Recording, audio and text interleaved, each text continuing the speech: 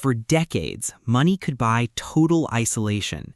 It bought private islands, impenetrable security details, and a circle of elite power that kept the rest of the world at bay. But inside Fort Dix Federal Correctional Facility, that massive fortune is completely worthless. The world now shrinks down to four cold, unforgiving walls, shared not with loyal associates, but with 9 complete strangers. Most people hear the phrase low-security prison and picture a campus-like environment. They call it Club Fed, but a former federal inmate who survived 11 different institutions warns that this illusion is exactly what makes it dangerous. In these facilities, traditional locked cells are replaced by massive, open-concept housing units. There are no steel doors separating the white-collar executives from individuals serving decades for violent offenses, bank robberies, or high-level drug distribution. It is a volatile melting pot where reputation means absolutely nothing, and for someone used to total luxury, the transition isn't just difficult, it's a matter of absolute survival. But entering this environment required a total shift in strategy, starting with a very specific, coveted position inside the compound. To survive the system, you have to find a purpose, or at least a position that keeps you out of the crosshairs. Almost immediately after his high-profile transfer from Brooklyn in late 2025, a sudden shift occurred. Documents revealed a strange new reality. The former music tycoon had taken a job as a chaplain's assistant inside the facility's chapel. To many inmates, this is considered a highly desirable assignment. It offers a quiet environment, a break from the chaos of the main compound, and a layer of perceived safety away from the more chaotic areas like the recreation yards or the chow hall.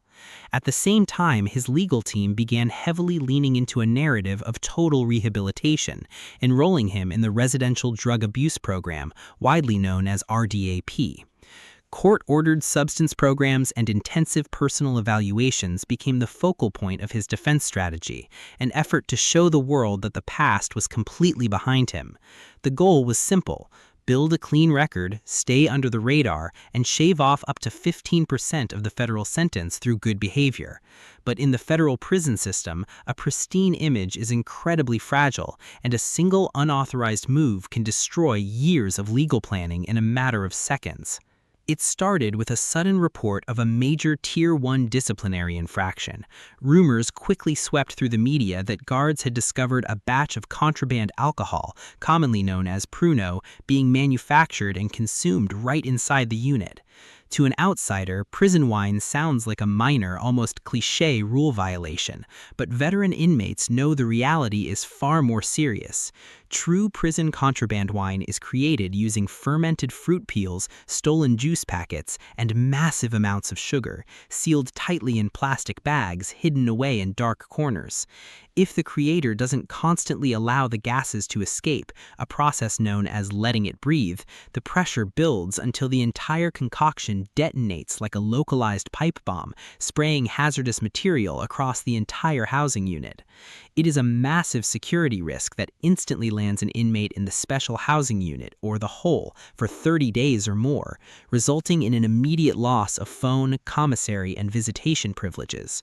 While his family quickly launched a public denial on social media, the damage to his legal strategy was already done, because unlike state prisons where lost privileges can sometimes be restored through future good behavior, the federal system operates on a brutal rule. Once your good time days are taken away by a disciplinary hearing, they are gone forever. And this wasn't the only backdoor communication causing panic among federal prosecutors. Beyond the walls, a far more dangerous battle was being fought over the integrity of the legal proceedings themselves. Federal prosecutors threw the courtroom into a frenzy when they submitted heavily redacted documents detailing an intricate web of unauthorized communication originating from inside the facility. According to court filings, the defendant was actively using the phone privileges of other inmates, paying them via commissary accounts to mask his true identity. The allegations grew even more severe when prosecutors accused him of orchestrating a massive public relations campaign using his own family members, specifically targeting his adult sons. The plan, according to the government, was to anonymously publish specific media content on social platforms to shift public perception and subtly influence the potential jury pool. But the most alarming part of the redacted transcripts pointed to something far worse, a relentless effort to contact potential witnesses and individuals who had previously come forward with serious allegations. Prosecutors openly stated that the true goal of these surreptitious calls was to apply pressure, leveraging immense wealth and influence to ensure silence before the final legal chapters could be written. The defense fiercely argued that these calls were fully protected by legal privilege and initiated directly by attorneys, but the revelation left the public wondering just how much control an international icon could still exert from behind a chain-link fence. But no amount of legal maneuvering could protect him from the immediate physical dangers lurking in the shadows of the open dormitories. Rumors began to circulate that an incredibly close call had occurred in the middle of the night, a terrifying confrontation where a weapon was allegedly pressed directly against his neck while he slept.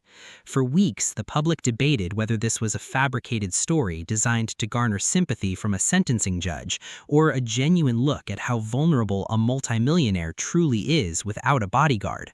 The truth finally emerged from an unexpected source, a former inmate who had been standing just feet away when the event unfolded.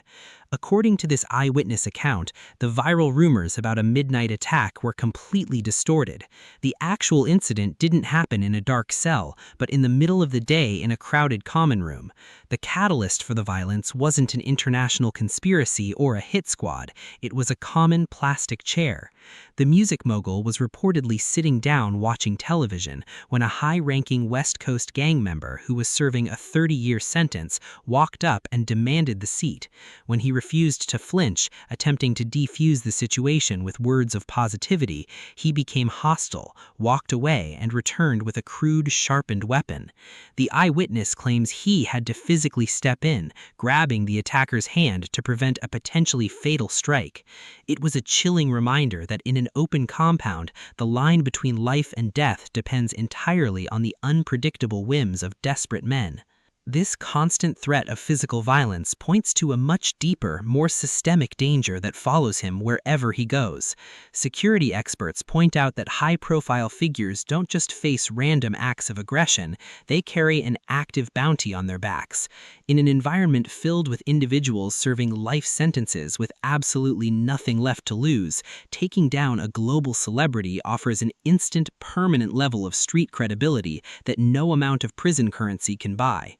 But the danger extends far beyond the walls of Fort Dix. Voices from the streets of New York have openly warned that the ghosts of hip-hop history are actively waiting for their opportunity.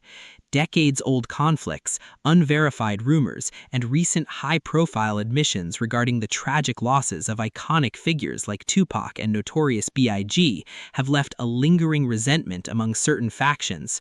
Speculation has raged across online platforms that fans and affiliates of those legendary artists view this current vulnerability as the ultimate moment of accountability.